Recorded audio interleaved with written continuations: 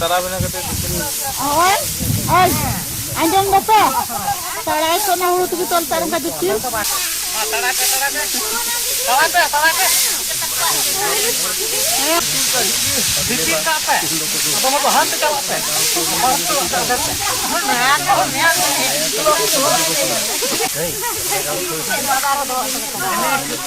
Ayo bawa tuh kak bunuh habis boleh kedegetin.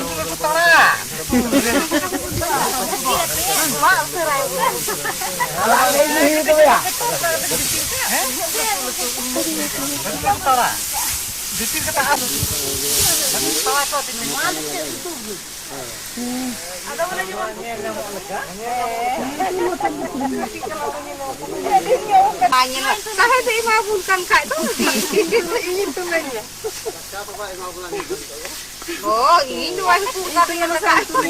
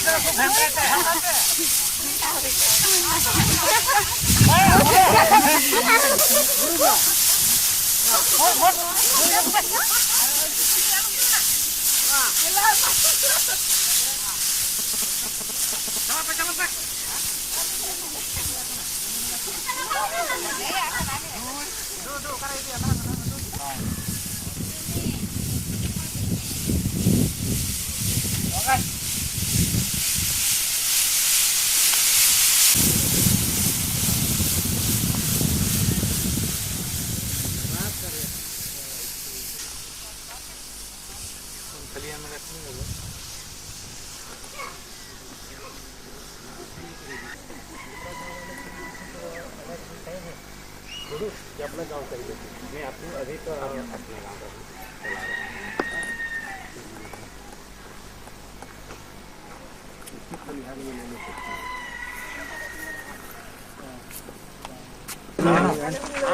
Photo के बिना को आवन कोयला वाला आने को फोटो के बन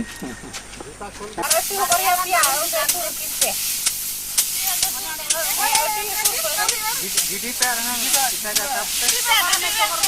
Ini kamu dari lihat.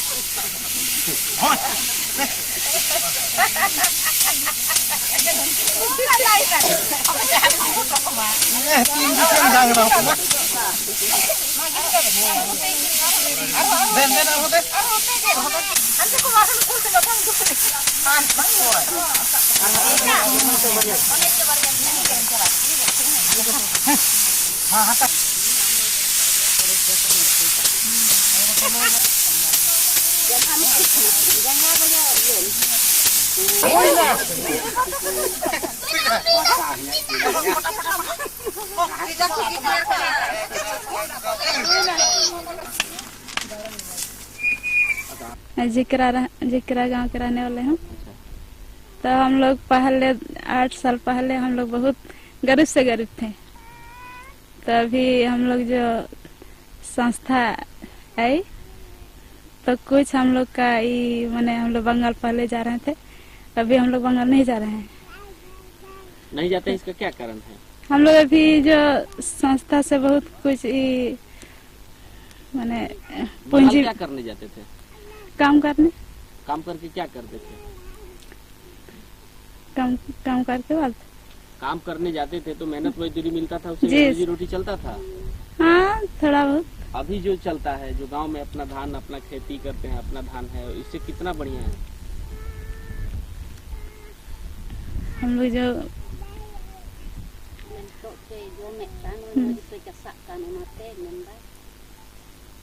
मेरा नाम है दुलारी सरन, मैं झिकरा गांव के रहने वाले हैं। तो हम लोग पहले जो बहुत गरीब थे, गरीब से गरीब, तो अब हम लोग को कुछ संस्था से सहयोग मिला, तो हम लोग अभी बंगाल भी नहीं जाते हैं इतना।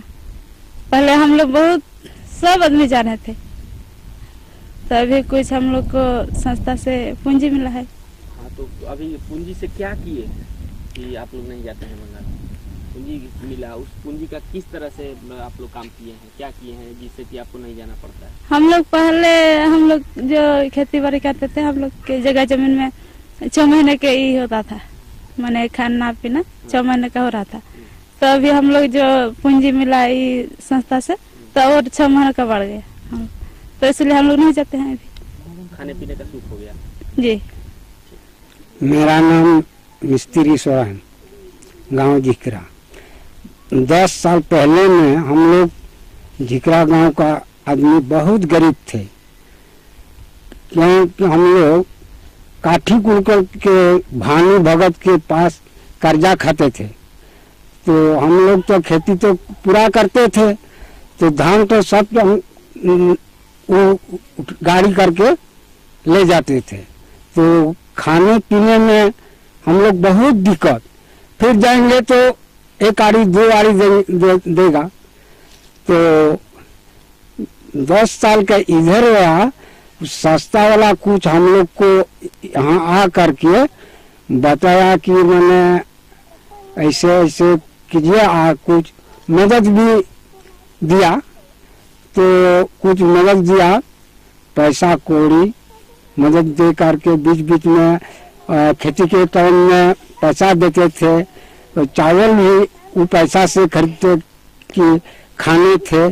तो ऐसा करते करते हम लोग अपना जमीन छोड़ मैंने बचा लिया, और इसके बाद हम लोगों के गांव का मैंने कुछ हम लोगों ने उसी में 2 आड़ी करके धान उसमें मिला दिया। तो इसके बाद मैंने अभी हम लोगों का ठीके चलता है। पहले तो 10 साल को पहले तो पहले घर होगा 7 टोला मिला, कितना बस्ती, कितना बड़ा? हाँ होगा 153 ऐसा ही होगा घर। तो इस 153-54 घर के लोग सब खुश हैं, सबके घर में धान होता है? हाँ अभी तो ठीक होता है।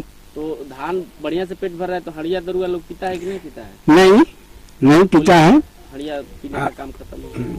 हड़िया पीने का अभी खत्म हो गया है। और अभी तो बहुत हम लोगों का तो खेत तो अभी तो महाजन भी नहीं जाते हैं। अभी तो अपना जमीन तो अपने से खेती करते हैं। तो अभी हम लोगों का ठीक है खाना पीना अभी हो रहा है। अभी पहले बंगाल भी जाते थे, अभी बंगाल नहीं जाते। पूरा गांव खुशहाल है, बहुत खुश है। विनोद मरांडी है और इस झिकरा की हैं। अभी हम लोग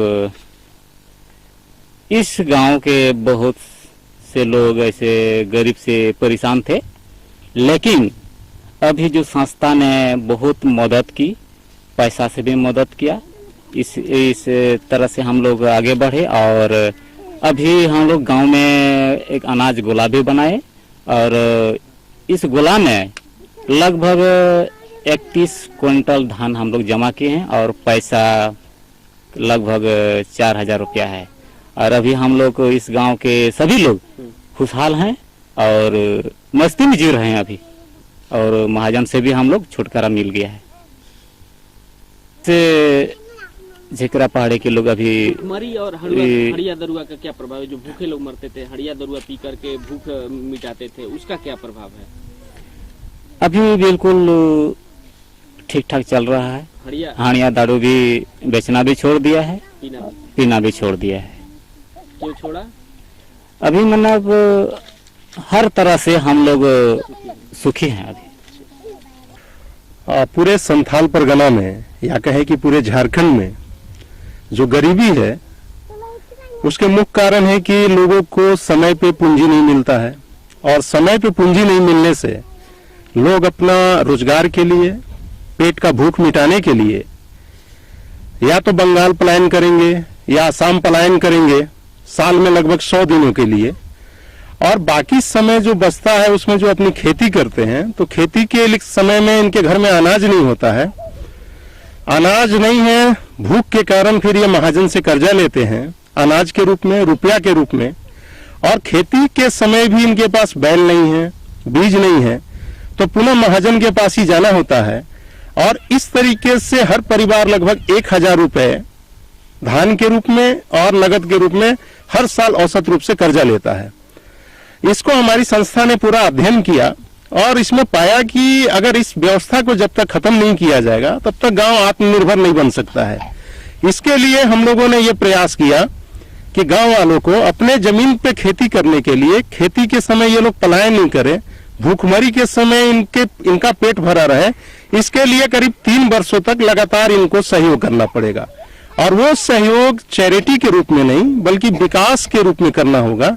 और हर एक परिवार को हम लोगों ने करीब 2200 रुपए का प्रति वर्ष 750 रुपए का किस्त करके ये इनको भुगतान किया, और इनको खेती के नए तकनीक, नई जानकारियां दिए, और एक आत्मविश्वास भरा कि आप अपनी खेती कीजिए। आपने महाजन से कर्जा अब लेना बंद कर दिया है, और इससे जो अनाज होगा, इससे जो आपका आय होगा, उस रुपये को वापस करके अपने ही गांव में ग्राम सभा खोलकर, महिला ग्राम सभा खोलकर उसको जमा कीजिए।